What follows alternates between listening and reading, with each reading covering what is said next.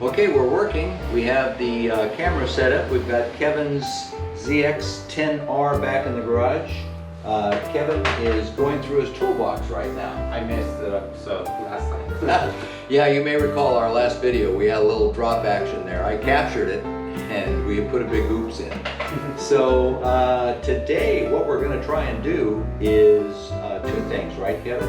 Oh yes, two things is we're going to do the most accessible case savers, which is the clutch and the timing cover, and the ECU change swap for a flash, and it's going to make the bike auto blipper. Cool. Okay, that's a big deal. The ECU. So Kevin has the full titanium Akrapovic exhaust on, and he made a run all the way to Malibu to Cars and Coffee today. I'm really proud of him. That's a long time on a sports bike. He says his hips are killing him, but he's young. He'll recover. So, but I am proud of him. So. The exhaust needs the flashed ECU to really unleash it, and also the bike is capable of an auto blipper. It already does the quick shift up, but supposedly the ECU will unleash the capability for the auto blipper. So we're going to put on the auto blipper, and then just as Kevin says, two of the case savers, the ones that we think are the easiest to get at. So we'll try and film this. Stay and pay attention. Well, I was just checking to see if the phone controlling the GoPro app would work with glove finger, and it does, lo and behold. So we've got a chance going on here. So Kevin, why don't you show the two case savers that we're going to install and the replacement ECU. Okay. Show them into the camera there. Okay. Oh, Thank you very much. Thank you. Miss Cooper with some How are you, handsome? Good? Good. I'm doing fine. Good. gift of it. Okay, so we're looking at the case savers. Show them on the camera. So I'll just give you this one because I bought these used, but they're kind of faded. But these are the really good quality ones that you find in most catalogs. Are sold out on a lot of these. So they're GP Racing, and there's other ones. Puig and other brands make them, but they're super strong. I can't even bend it. But it's going to save a lot of real estate, especially when you look at the Slater or the timing belt clutch. When the bike slides, it's going to go through this before that. And how many volts do we have to get through to get that one in? So this is going to go on the, I believe, the Slater side. It's going to be 4 bolts, and this one's 3 bolts for the timing side. Okay. Okay. Yeah, and they're hex keys, right? Yeah. Yep. I'm pretty sure they're hex. They're hex or they're millimeter here, and what you have to do is take out the Slater bolts or the timing bolts, and it doesn't leak oil because it's got a seal on it, or that, what's it called, the gasket. Gasket. Mm-hmm. And you just put them over and you screw them on, it'll stay there. Okay. And then ECU is back up here? Yep. So the side on the Kawasaki's, they're all on the back now. They used to be somewhere here or here, I believe. The newer generations after 16, they changed and put them in the back. Why? Because people are going to mess with them and tweak them. So this is probably where the area they want to put it. So you just got to remove some bolts for here, and then slide this out, and then there's some bolts here for the seat that come off. Okay. This already has the power commander tune. All this is going to do is de-restrict everything, the flapper valves from the secondaries to the timing curve, and then auto blipper. And it's going to lower the temperature of the fan. This turns on at 205. Ooh. So it's going to go down to 195. So we'll cool it down. So the cooler temperatures are better for motor security and temperatures. That's important in San Diego. Yeah. Okay, so we'll come back to you. We need to decide where and how we start, and we'll get back. Okay. Yeah, we've decided to do the ECU first, and Kevin has there's 4 screws. Yeah. Back here and right here and here, and he's undone those, so he's going to pull off the tail cover right now. Ready? Yeah. Okay. 1, 2, and then kind of wiggle it out. there it is. There's a little. Is. Well, there's a power commander in there. Yeah. Let me bring the camera over and get a kind of a close-up on that. Power commander is down in here, and ECU is back up here. we'll discover that. We'll be back to you. Right. I had a pastry over there, coffee, cake. I haven't had in a while. It was really good. Kevin is having some of Mrs. Cooper's banana bread, and it is awesome. Is that a 7 for 7mm? That probably is a 7 for 7mm. Okay, let me grab the 7. I'm guessing that. That'll free the seat, and we can get back underneath there. All right, so You got it? It's not 7mm? I'm looking at a 9 or 10 here. Not 10. It's definitely a 10. Wow. Don't go by the numbers there. Yeah. The There you bolt. The bolt has a 7 printed on top of it, and we thought that meant 7mm, but it doesn't. Little teamwork. He's faster than I am. I was gonna do that too. Okay. All right.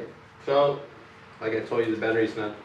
It's a higher voltage battery. Oh yeah. It's quite a big. Look at that. Motor app. I wonder, is that showing How much up on voltage the? is it showing right here, Gary? It's showing at. It does show up. It's got Dude. 10.5 Milliamp Amps. hours? 10.5 amps. I don't know if the regular bike comes with 7.5. Yeah. I think it's higher voltage, right? Absorbed glass mat technology, quad flex battery by AMA Pro Racing, official battery of AMA Flat Track Racing. So that's quite a battery he's got in there. Mm-hmm. Kevin and I have talked, and at one stage maybe we'll come back here and put in a lithium battery. You mean nowadays lithium batteries are so small, but with more amps, so this Yeah. is probably 12 pounds here or something like that. Well, I'm sold on a lithium battery after what Dado and Jarrett did on the Ducati. That lithium is absolutely the way And they to got go. that. I think yours has the one of the manufacturers has the restart button. Yes. You can restart it and it gives you Yeah. enough juice to start the bike up. Yeah, if you run it down, you get a restart button. It gives you one shot to get that thing restarted on the starter button. Okay, going a little bit deeper, we got to take off this cross piece assembly on top.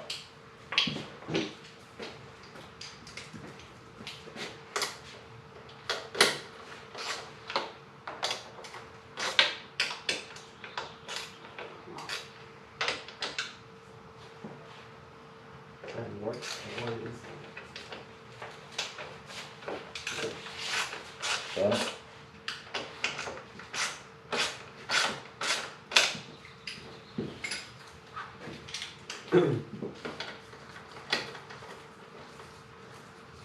It's kind of there was a time for this. This was really like a Oh yeah. high tech gadget. Yeah. Point when the sport bikes were coming out in the 2000s. Oh yeah, they were. That was like the next thing to do on a bike to tune it. That was definitely the thing to have. And they come smaller, the power commanders. Now they're in tiny little boxes.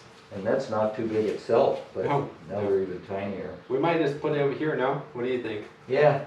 Reroute it? I think at least if we don't reroute it, at least we'll take a look at putting some Velcro in. Yeah, though it's not flappy there. Yeah. Yeah. And this guy goes in the injectors, the front and the top and bottom injectors. And all it does is control the fuel, a little bit Okay. of in timing. Okay. I think you can custom, if you know how to do it, I think you can do a custom map on that. Yeah, definitely this power commander is tuned though, because it's definitely not just hanging out there. It definitely has an aggressive tune after using it today and other Should times. Stay there. Oh, there you go. Here.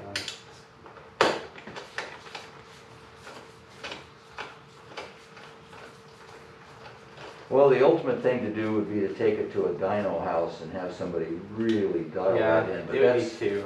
that's pretty bucks. Oh yeah. Pretty bucks up. So this guy comes. There's going to be some relays here. We got to be careful with. Okay. They got this is a very important sensor. When your bike tips over, it won't start. When it flies and it just breaks apart. Mm-hmm. This tips over, and I've had bikes in the past that won't start, and you just got to replace this or put it back in sequence and level it out. Okay. It's a tip sensor, so it shuts off the bike just in case it explodes. Yeah. We don't want that. No explosions, ladies and gentlemen. Okay, so we got this. Do we need to take those, or you want to leave those? Let me see this. No, okay. Oh, we can take out the tray though. There you go. That makes it more specific. Okay. So what do we got here, Gary? Let's see. So now it's there. There's the ECU.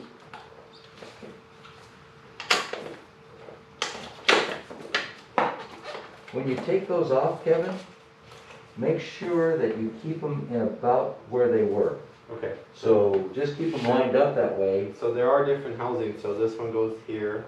Typically they are, but that just could save you trouble. If you're doing that, just leave them as they are, and when you come back in, Okay. it might save you trouble So the someday. ECU is definitely the same. It's no different. Yep. You want to show that to the camera. Look at the flashed ECU versus the non-flashed. Yeah. So it's going to be an interesting take with this ECU. This is my stock one. This is untouched. Obviously, I can show you here once I take off the little gel pad around it. We're going to look at the background. Usually these flash ECUs come with a sticker, whether it be Superbike Unlimited, Woolick Racing, and so forth. There's tons of tuning options. But now these tunings are getting more aggressive, where this one, for example, is from a Woolick brand, but it's also a custom tuner out in southern Florida. And I bought it from a bike that was raced and had this in the bike. So this is going to have the 93 octane option, MR12 and E85. So E85 will be N mode, or sorry, yes, N mode, and it's going to have full power band, but the full will definitely have the MR12. Cool. And then the L will probably be 93, which I can use every day. So yeah, so some of the neat things about this, obviously MR12 is probably the most performance you can get on any machine out there. Yeah. So yeah, having a tune for that's different. That's awesome. Okay, so obviously to put it back together again, we go the opposite. We just do the opposite thing. So let's go off camera for a second, and I'm going to get you some cleaner, and you can take a cloth and clean up some of these pieces. Okay, old one, new one. All right, we're going to put the new one in. Let's check our. Power commander is definitely in that brownie here. He's got, See how it taps into electrical. Yep, he's got that. That's probably a power takeoff for that. Yeah, they come with that. All right, do we? Well, I think we can lay that. Yeah, you want to slide that in there. Make sure we don't. Gotta watch those battery terminals, folks.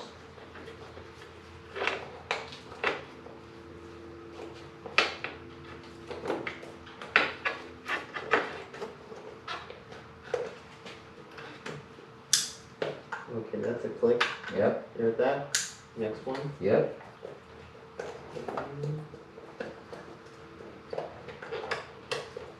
Ready? Yep. Nice. 3 clicks. 3 switches, 3 clicks. See you. Okay, we got life on the. You want to try and? Okay, we got life on the dashboard there. What are you showing on the dashboard? So right away I can see the difference. There's no the traction control, that stuff it has it, and it doesn't have that anymore. So it's kind of set differently, the modes. Okay. Okay. We'd have to play around with this in another video, but to see how we can get through the controls here. Right. It's a little bit sensitive. It's like a little arcade game here. Yeah. So yeah, it takes a while to learn the menus. we'll definitely look at a pass with the autoblipper to see how it works and functions on the bike. Right, right. That went in without too much trouble, but you just have to remember to keep those, as you pull the plugs off, to put them back in. Keep them on the side you took them off, and even though they may have different connectors, it does help you keep them organized. This is really dusty back up in there, and what I was saying to Kevin, the thing about nobody's going to see this necessarily, but the thing is, with all the dust in there, and we don't really ride in the rain all that much, but with all the dust in there, if you get some water mixed up in there, it turns to a thing called mud, and then that hardens, and someday, some years down the road, stuff gets really bad. So I'm going to spray this with this Miracle Ace Awesome, this awesome product, and we'll get all the dust off of it. We'll know it's clean, Kevin. Oh, that's much cleaner. It definitely makes an improvement. Yeah. Okay, this thing's going to be like brand new going back in there. Nice click. So far, so good. There's little tabs that go on rubber sleeves on the sides of these switch boxes, and you just have to line them up and get them in there. There you go. Okay, yeah, That looked pretty good to you, Gary? Yeah, that's the way the world works, I think. Yeah. So this is, oh sorry, let's go back to it. Oh yeah, forgot. Something's wrong here.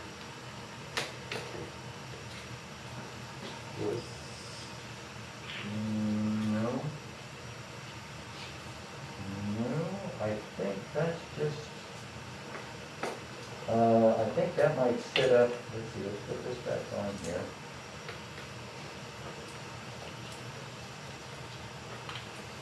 Shoot. I think it goes on the side of it. And there's really no like,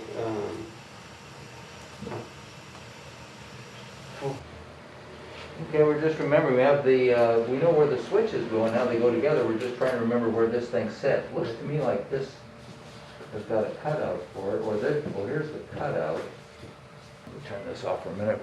We're burning juice here. We just have to remember how this one little rubber piece was oriented in the back. All the switches are connected. We just can't remember how it gets stowed away there. Okay, we're back filming again. Ladies and gentlemen, we decided that that thing could live just a nice free existence floating on its own. We don't recall for sure that it was anchored down, and we don't recall for sure that it wasn't anchored down. So, but we can say that it probably, in the great scheme of things, really doesn't matter. But what we're going to do is we're going to put some Velcro on that power commander and keep it from flopping around in there. You should, by the way, should always have some industrial strength Velcro laying around your garage. And a good pair of scissors. Where would the motorcycle world be without Velcro? Awesome. Okay. Set it just in like there. this? Yeah. Got it. Okay. No more floppy power commander. All right, we got that. Okay. Why don't you take it both down? All right, so this is the time where you step back and take a deep breath, and you think you've got it made, but we just want to make sure that we've got all the connections down. We've got, let's fire it up. Okay, so you want to do that before you button it all up. It runs. Yeah. We know that got going on there. I'm actually kind of excited about this. This is going to be very interesting to see. The difference in Yeah. running capabilities? Well, I would assume that some of the changes you're going to feel and some of the changes you're not going to feel. Yeah. If it's tuned for ultimate power, let's admit that you won't feel the difference at 12,000 RPM on 170 miles an hour. To be honest, that's like really those YouTubers on the sites racing them professionally on the track and on the street with the track. But where you can feel it is in the power delivery. Yes, I use the. Kick you a little quicker. Definitely when you're going and switching through gears, you can see the throttle response. So you pick up that, and you might pick up some smoothness too in the response. A lot of times with the ride-by-wire throttles nowadays, yes, people talking about it all the time, that sometimes it feels like there's a delay between throttle input and the motor picking up and taking that you're demanding more acceleration. Very restricted bikes nowadays. So that you could feel. That you might be able to feel. So Gary, we just have these two bolts. That's it on the top here. Yep. Okay. There you go. Put And the seat back on. Hook it underneath. Okay, these are the 7 marked with a 7 that weren't 7 millimeter. these were 10, right? 10, yep. Did we decide? Yes, 10. Okay. Switch this guy from this side to like that. Yeah. Okay. Putting sliding the cover back over the top here. So we had a little bit of the, not very good fitment, so we're going to try to make sure it lines up really well, the fairing here. Right. How you see it on your side, Gary? I think there's some, You got a little deal you have to slide in and forward. So, oh, that's right here. yep. See, Okay, minor thing. Lined up? Yep. On yours. Oops, did I pop out? Yep. Okay. There we go. Kevin rode this bike to Malibu, Cars and Coffee Malibu, which is a very special experience this morning. How many hours were you on the bike? Been about 6 hours. 6 hours, and how many miles do you think? 400. Driving all through LA. I don't know about you, ladies and gentlemen. I'm impressed. I couldn't do 6 or 7 hours on that machine. Nope, couldn't do it. Well, let me just tell you, I heard music behind my ears, so Yeah. that exhaust is something else. It's quite an experience. It's supposed to got some play into it, but not too tight. Do you want me to just make sure they're tight like these? Yeah, just make sure they're tight like that. The clips will help hold it in too here, so you don't have to. Again, you just take it down to where it feels tight, and you don't think it'll be running back out. That's correct. Okay. Okay. Let me see, make sure. Put the little cover back on the top.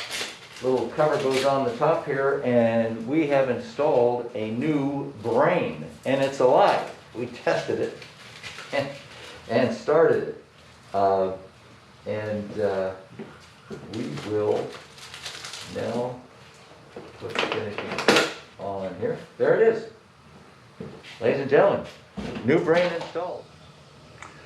Okay, so right now Kevin's putting on his helmet. We're going to squid this one a little bit. We've got the ECU back into the machine and it's set up. So he's just going to do a little tool around the neighborhood here and see how the throttle response feels, if there's any obvious problems crop up.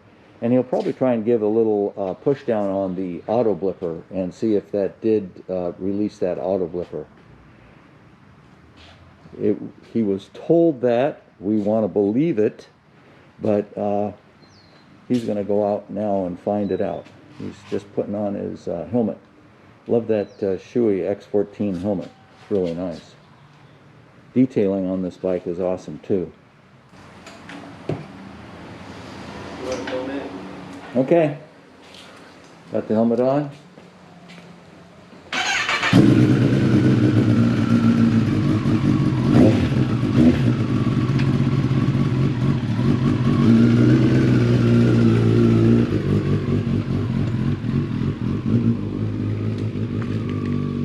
Coming out of the man cave here. Okay, I think he got an upshift there. I think he might have even gotten a blip down.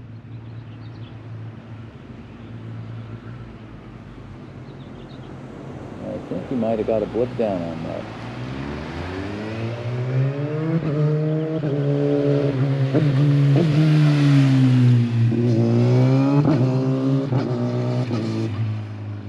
I can hear the shift happening, I think.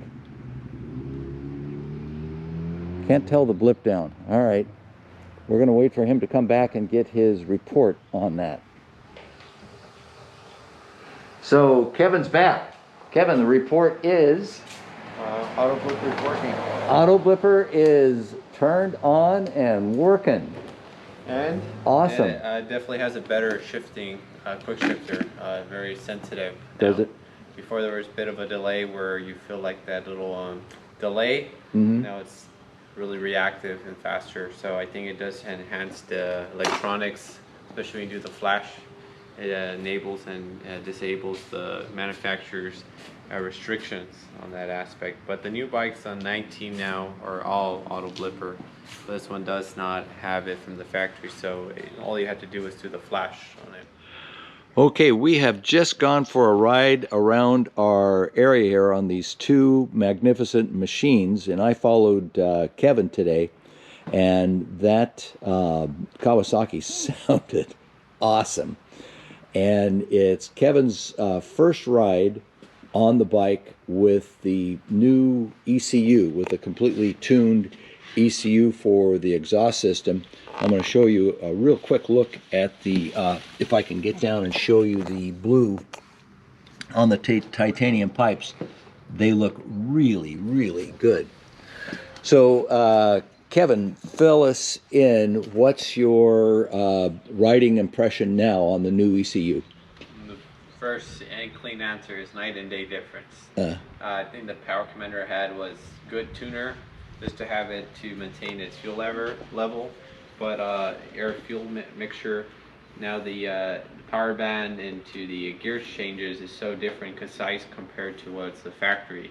So definitely the flash is much more recommended in the power commander.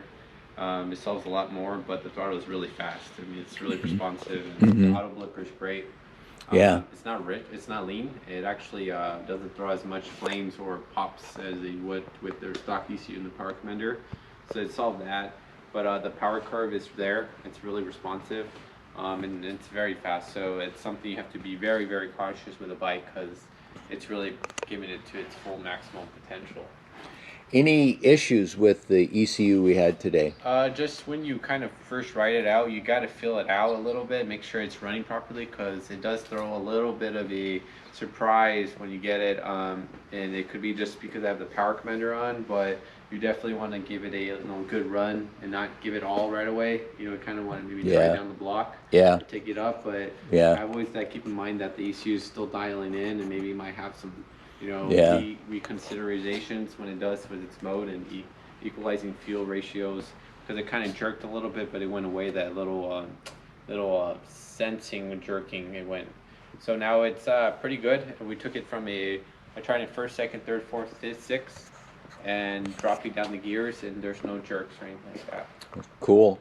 So yeah, I wouldn't mind hearing from somebody, if anybody out there has experience on how long it takes the ECU to go through the learning mode. It would be good to get some information like that.